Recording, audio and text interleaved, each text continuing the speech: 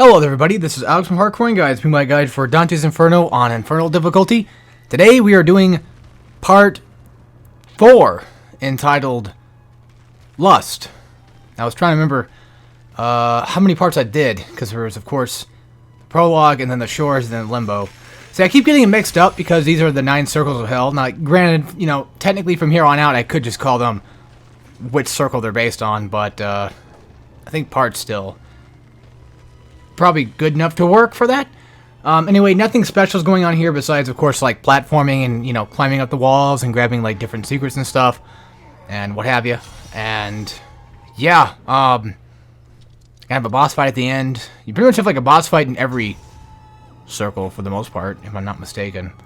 And this is my least favorite of the circles, I would say, in terms of level-wise.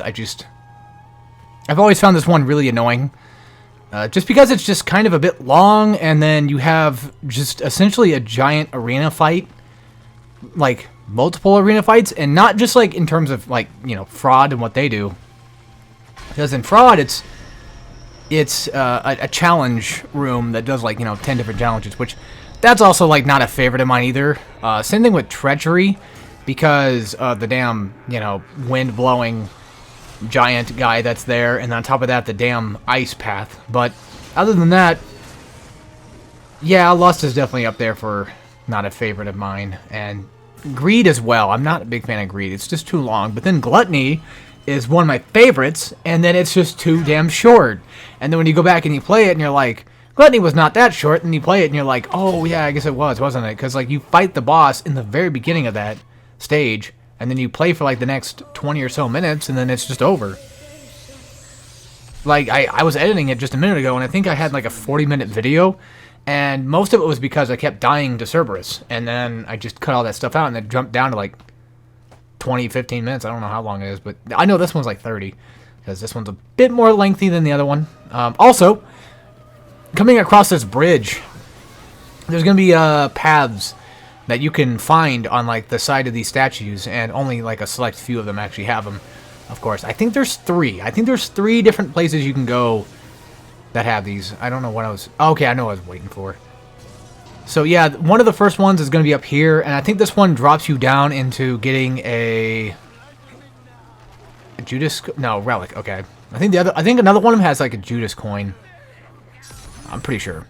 Also, this is kind of off topic, but something I kind of want to... It's not complaining about. I'm just letting you guys know ahead of time. I did make a community post, of course, but, you know, YouTube and its problems, they never tell you anything. They don't tell my subs... You know, they probably don't show you guys my posts. That's what I'm trying to get at. I do post, so if you ever are wondering, like, you know, if there's a chance, if you're ever like, where the hell is, you know, where the hell's the next video? Where the hell's the, you know, the next guide at? Sometimes checking the community posts kind of gives you a little bit of an update, but I don't do it all the time, but there are times where I will update. And if you don't find me there, of course, you can always find me on my main channel, and if I'm not there, check that community post, and if that's nothing, then I'm probably just doodling or doing something else. Also, this path was recently found. I recently found this, I think, or... No, I've platinumed this game, so I would have known about this before if it's a Judas coin. No, it's one of the 4 Beatrice stones. So either I knew about it before, because I don't know if you need all 4. I think you only just need 3. Well, anyway, there's another one for you. So that's 3 out of 4 that you can get.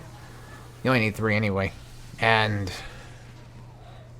yeah, so if I'm not there, I'm probably just doing something else. But I want to update you guys on this video if you happen to be watching, which, you know, there are people watching, and thank you for that, of course. Hopefully you're enjoying it. Hopefully you're enjoying the guide, whether or not you're actually playing along, or if you're just watching for fun, which I'm usually in the boat of, like, watching these games for fun. I'm typically that type of guy. And then sometimes I get in the mood, I'm like, I'll go back and play that, you know, or whatever, which that's what happened with Dante. I just, you know, kind of went back and played it. But my computer has been kind of iffy, the one I use to edit videos on and render it. So videos might take a bit longer to finish for now. But that's beside the point, because right now we gotta deal with our first introduction of the Temptresses, I believe they're called. Or Seductresses, or something like that. They're not succubus, they're just actual, like, legit you know, temptress of lust, basically, essentially. So, as you can see, these little turds are quite fast and they're quite aggressive. And I'm, of course, using cross attacks from a distance, and I'm using, the hold triangle and then do the launch them in the air, the vertical attack, and then go for the, triangle attack while in air, and then go for a grab. And I mentioned this in previous videos, but you can use the square move while in air to not only just do a little bit extra damage, but you can continue the infinite if you do it at the right time. If you do like even just one square is usually pretty good, because the way that this grab attack is kind of based on seems to be based on height, and depending on how high you are will determine whether or not you're going to miss your next attack, because as you can probably see, Dante is climbing in terms of verticality, so that's something to kind of keep in mind. And something else to kind of also keep in mind, of course, parry attacks. Once you start learning parry attacks, it kind of defeats the purpose of the temptresses a bit. They are really tough, and I know that. I know for a fact that they're really tough, and I know they're aggressive and painful, especially in group fights. That's where they really start to shine in terms of just damage that they can do. But something to kind of keep in mind, and for those that might not have watched my previous video and you happen to be watching this one, if you're in air and you hold the block button, not only would you fall faster, but if you hold the block button and you land on the ground, there is a chance that you can still parry while on the ground, it's like pretty much almost as soon as you land. But that kind of depends on the enemy's attack, because these temptresses have a attack where they do a flurry move, and that move specifically is, of course, parryable. Most moves kind of are. Even when you get the, I think we just got that right like a minute ago, the arm one. I saw that one earlier. That allows you to protect yourself against unblockables. So like red attacks, of course, against like guardians and such. And you could parry those too, but you have to have that relic on. But for the most part, almost everything in this game can be parried, except for like, I think the heretics. I don't think you parry any of their stuff. But I've never tried with like the relic on or anything like that, so I just never bothered. I'm just checking things real quick, making sure that my mic is actually picking things up. You're gonna hear a click in a second. Okay, I just had to make sure Audacity was running, because I've been down that road before where I accidentally started recording and then it just ended up not being anything because I forgot. But yes, so Lust, of course, as you can no doubt tell, is very elusive. Not elusive, but what's the word? It's very out there in terms of design-wise. Like there's tons of bodies hugging each other and rubbing against each other, and there's also that snake, step that we took that looks very vaginal, and of course, there's a lot of phallic imagery in this section, and I don't know, like this might sound strange, but this game still sometimes does make me feel a little uncomfortable, and I think that's probably just because of, coming from a very Christian-like family and stuff, When you grow up with that type of stuff, you see how it kind of freaks you out a bit, and then not only that, but, the sexual imagery here, too, also kind of freaks me out, too, just a tad. It just makes me uncomfortable, and I'm pretty sure that's what they were trying to go for, but, I may be a weakling or maybe a wuss, but, I don't know, something about, like, sex in things that are not porn kind of makes me uncomfortable, like, especially, like, in movies. I don't know, it's always bothered me for some reason, but I think I'm just weird. I'm just built different, that's pretty much it.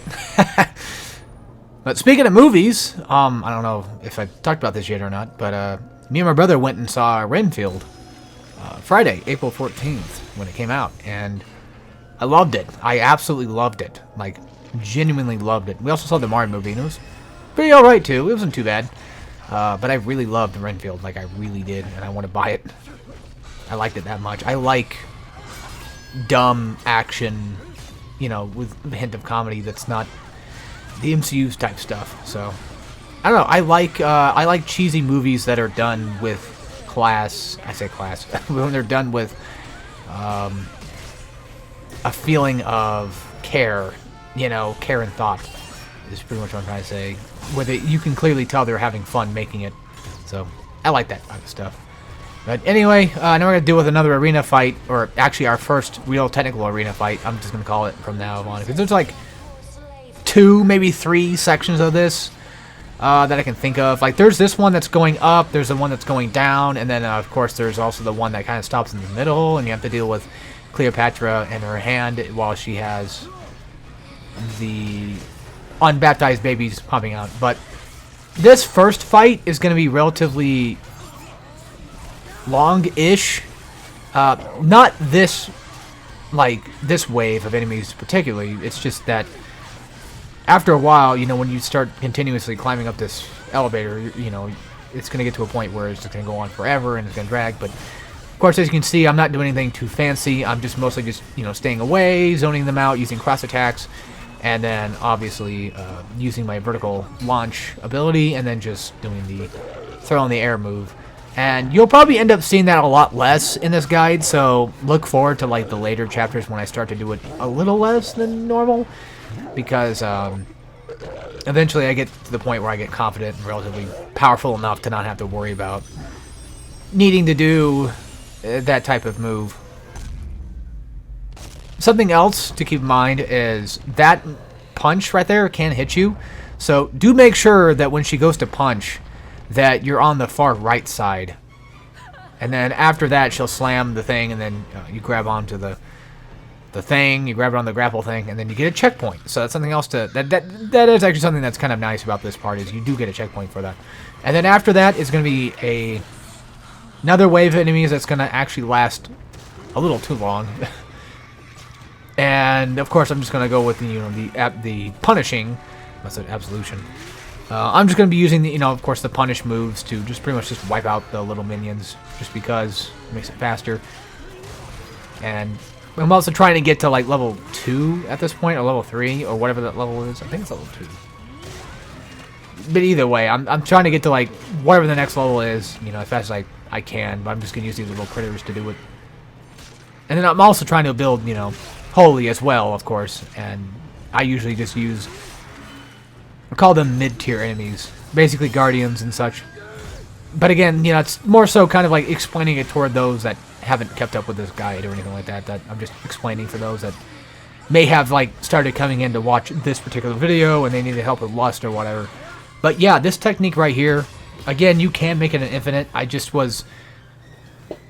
I was still in my infantile phase of understanding Dante's Inferno mechanics, so you'll have to forgive me for not truly grasping the full idea of how to particularly advance my techniques. I kind of just learned, sorry about my squeaky chair, I kind of just learned the one technique and just kind of just went with it and just saw it as, the perfect technique to use, and that there was no way to, better it. But then I found, by either sheer luck or accident or whatever, that, hey, you can do light attacks while in the air to potentially get them, and go back into throwing them again, and then, get them stuck in an infinite loop. So that kind of helps.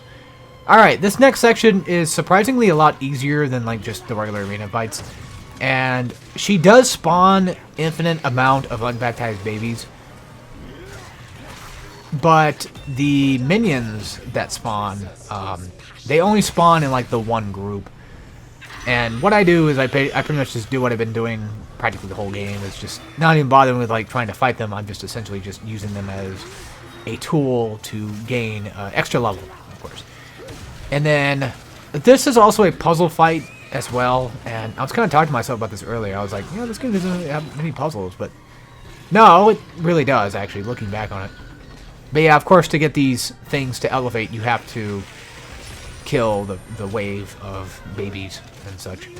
You don't have to kill the minions to get the other one to raise. I think you just have to kill the babies. I think that's what triggers the spawn of the platform. So yeah, once you're feeling good about doing whatever you need to do, and funny enough, I get health and I immediately lose it right back after.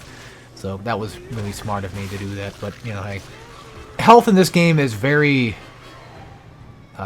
interesting, because a lot of the time, there's a lot of things that allow you to get health, and that was always a thing that kind of worried me about this game for the longest time in terms of like wanting to beat it, is how do I gain health and how do I keep it for as long as I possibly can, because this game can be brutal. Like, you take one hit and you're pretty much down to like half, maybe a third of your health, and if you're not careful.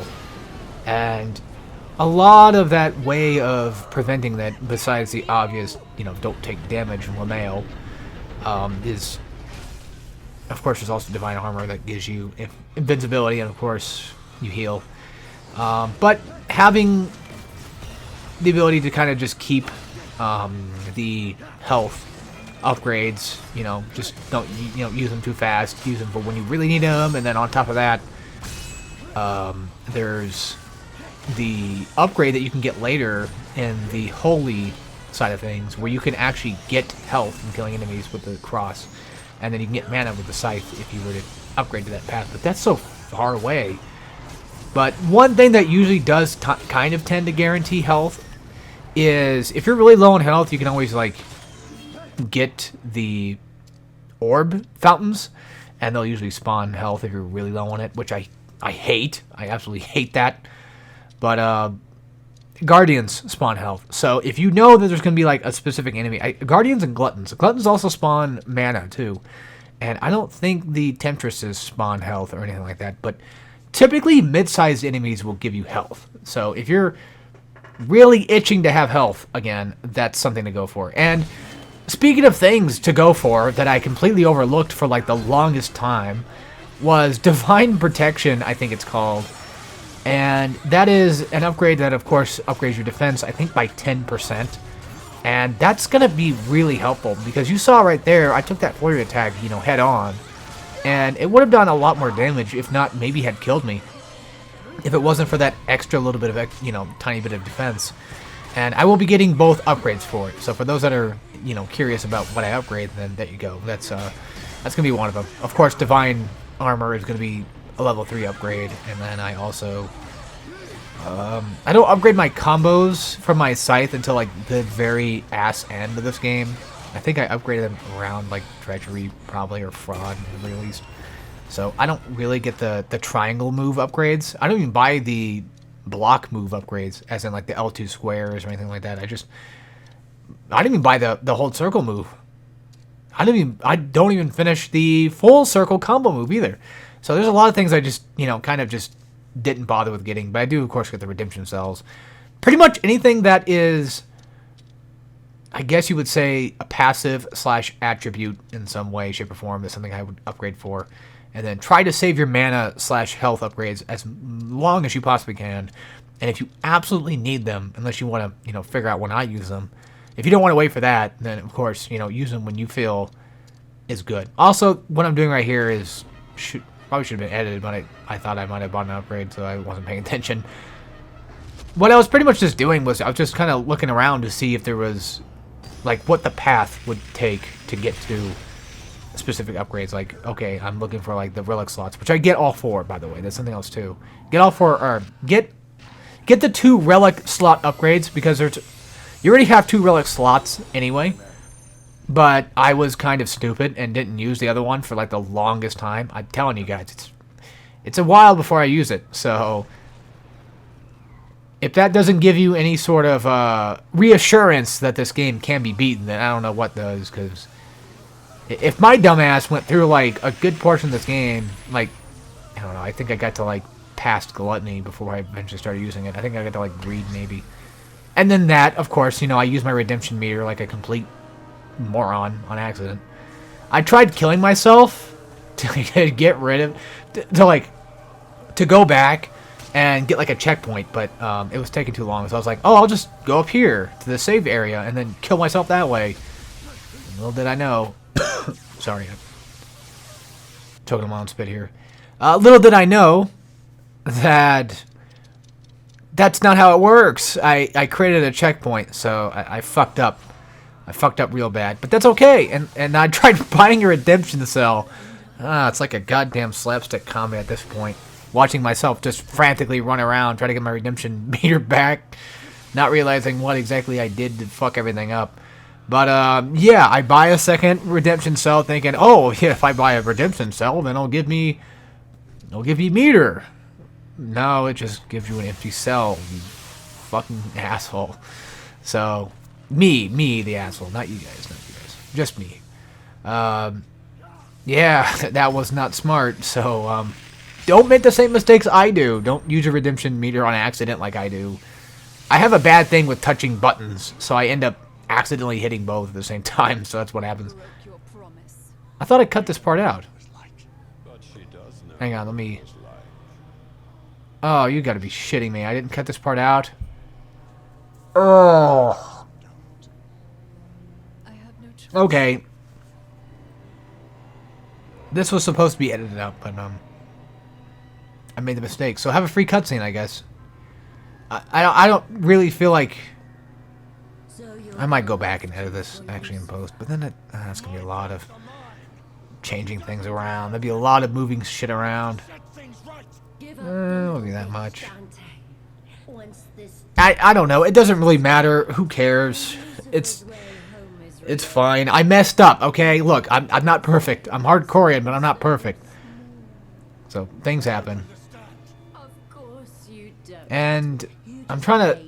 I guess this gives me ample time to kind of like explain the fight that's coming up or anything I might have been talking about. I think I already finished most of what I was talking about, but in terms of the Mark Antony fight, he has a ton of parryable moves, except for like one move I can think of that I don't think you can parry. And then in this particular fight, you can also gain health. And actually, this fight, back when I was younger, was one of the hardest fights of the game. But after finding out that cross attacks do relatively good damage, well, what do you think I'm going to do? Cross attacks. So, yeah, I just basically just wait for him to kind of throw out his swords, parry for it. Make sure you jump the hand, too, because that's pretty much like a full screen attack for the most part. And while he's blocking your attacks, just shoot cross attacks at him if you want to be on the safe side. I use cross attacks on the hand, that way you have, you know, the good decent amount of range for it. I do fight him up close every once in a while, but for the most part, I kind of just stay away and just beat him down with cross attacks. And you know, people might say like, "Well, that's unprofessional. That's newbie of you to do it." But you know, realistically speaking, this game is painful, and I really don't give a shit if I look like a complete loser on the internet for playing a game my way. And not being fancy enough or whatever, or not doing no damage. Like, I'm trying to help people here, and personally speaking, one of the biggest things I can tell you about is cross attacks. If you're truly struggling, cross attacks do way more damage than I kind of just thought they would, so that's something to kind of keep in mind if you're considering it. And if you do want to fight him up close, that's also fine as well. But just do be careful, because when you do try to fight him up close, he'll do things like that, where he puts his shield down, and he'll do an attack like that, where he just kind of just like does a leap, and I don't think you can parry that move. But if you do want to also fight him up close, Divine Armor works wonders too, because then you can just beat him down without taking damage. Now, the main problem I have with melee, besides just having to deal with a more aggressive fight in general, and the potential of getting killed, is that he blocks a lot of your scythe attacks that you'll no doubt see is very annoying. So, and then he tends to kind of retaliate whenever he's getting damaged a lot, like too fast, and he just retaliates, and he just ends up making it to where trying to use melee attacks would just be more irritating to deal with. And again, nothing wrong with people that do want to use melee attacks. I have nothing wrong with that. I'm just saying that I just don't want to hear, the idea that like, okay, well, you suck at the game, and it's just like, well, yeah, of course I do, but at the same time, this is still helping people, right? So I don't really see anything too much wrong with it. Can't wait to get flooded with dislikes on this one, but that'll happen. Yeah, the moment I decide to start, call myself a loser or a noob or whatever, is when people are like, oh, well, I'm disliking this video because you didn't do any cool combo things I wanted to see, and it's like, I'm not here for that, bro.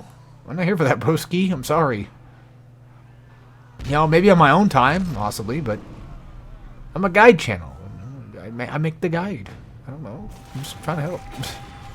But anyway, that's enough moping around. But yeah, if you do want to fight him up close, just be careful because, of course, you know, you have to deal with a ton of, like, strict, tight parry mechanics if you're going to go for that. But if you don't want to go for that and you want to use cross attacks, then it works wonders. It almost deletes some, not all, the bosses. It does not work very well against the final boss, and you'll see why when we get there. Because he has the ability to basically flash the screen and do damage to you whenever you use cross attacks if you're not inside Redemption. Well, even if you're inside Redemption, like, you still take damage, but you take less damage. That's something else, too, I probably should explain, is Redemption meter allows you to actually take less damage and do more damage. So, and attack faster, actually. Okay, to be fair, I don't know if you actually do more damage. I think you just attack faster, but I would assume you probably do more damage. For the most part, you know, it's a really good thing to have. It just kind of sucks you can't turn it on or off. But, yep, welcome to our next arena fight. And, of course, you know, you're going to be dealing with the minions at first, and then after that, it's pretty much just, you know, fair game, just beating down the Guardians. And then I think some Temptresses spawn. But, yeah, they probably do. They probably do. The problem with this arena is, of course, things falling down pretty much on top of you at all times. And I finally got my next upgrade for the Unholy, which is nice, but I don't think I can get anything until a little while later. And then, yeah, I just pretty much just rinse, lather, repeat, practically the same combos. So, if this has gotten boring at this point, I understand why. It's just, I'm trying to be as efficient as I possibly can and trying not to deal with any potential chance that I might get hit. Because, you know, I've said before, this game is very hard. And also we got Divine Armor level 2, so now that's finally upgraded. We got to go through another level of Holy to get the last one. And now we can finally get Divine Armor that's actually relatively better. Not only does it last longer, but we also gain health faster too. And it's really nice. Also, Divine Armor is not actually perfectly invincible, as some might think it is. You'd be surprised. There are moves in this game, at least in terms of final boss moves, that actually can go through your Divine Armor. It's very strange why they made it that way, but I think I can see why. It's just that no other enemy seems to be able to do that, as far as I'm aware. If anybody happens to know if they can, you know, of course you can let me know in the comments if you happen to know that or not, but that's up to you if you want to, you know, shit on some internet loser that makes hard mode guides for fun. So I say shit on, but you know, I wouldn't mind having some nice feedback every once in a while. Tell me how I'm doing, if I'm just bad or if we're good or whatever. But please be nice. Please don't be mean to me in the comments. But yeah, it's just, like I said, pretty much just the same thing at this point. It's just doing the same trick. You can fight the Guardians however you feel. There is, of course, as you saw earlier, or you might have actually saw it because I kind of don't do it very often, but the reason why I usually end up trying to like land and press square while landing is I'm trying to get them into a stun lock where whenever you have like a Guardian on its back, you can actually continue to hit it with either aerial combos while you're coming down from the jump, or you could just do like standard and square attacks from the ground, and that can pretty much like keep them in like a small stun. But typically you never want to finish off your combo unless they're like in a corner. That's something to kind of be noted. It's a bit weird to do it, but it works. But yeah, also make sure that when you're doing this part that you know where those rocks are going to fall, because if you happen to mess up, then you will end up dying, and that will not be cool, because you have to start the whole thing over again. Not the boss fight, but you have to start the entire arena fight over again, and it takes a bit to get to the save, so do be careful about the rocks. That goes without saying, I know, but, you know, I just want people to for sure know that, like, they do spawn in, like, the same spot. Not the regular falling rocks, but the ones that do destroy the platform typically spawn in, like, the same spot every time. So, something to kind of keep out for. But yeah, we made it. We finally made it to Gluttony, and this is my favorite of the Circles of Hell. It's just unfortunate that out of all the Circles of Hell, this is the one that happens to be, like, one of, if not the shortest. I don't know. I'd say Limbo's probably the shortest. Like, they both have a boss fight, but, like, Cerberus is way longer of a boss fight than Minos was. From what I remember, in my opinion, I think he is. Or it is. Yeah, but the thing that kind of annoys me about this part is, like, it just seems like it's almost impossible to do no damage because of the damn fire thing. I wouldn't worry too much about the fire, because, like, once you get down to, like, the platform where you need to go, you'll get your health back, and then, you know, take on Cerberus, and he'll be alright. I'll definitely lead you guys around on how to beat Cerberus if you are having trouble with him, because I know my ways around that fight. So, anyway, if you guys enjoyed, and I'll see you all next time. So, as always, take care, everybody.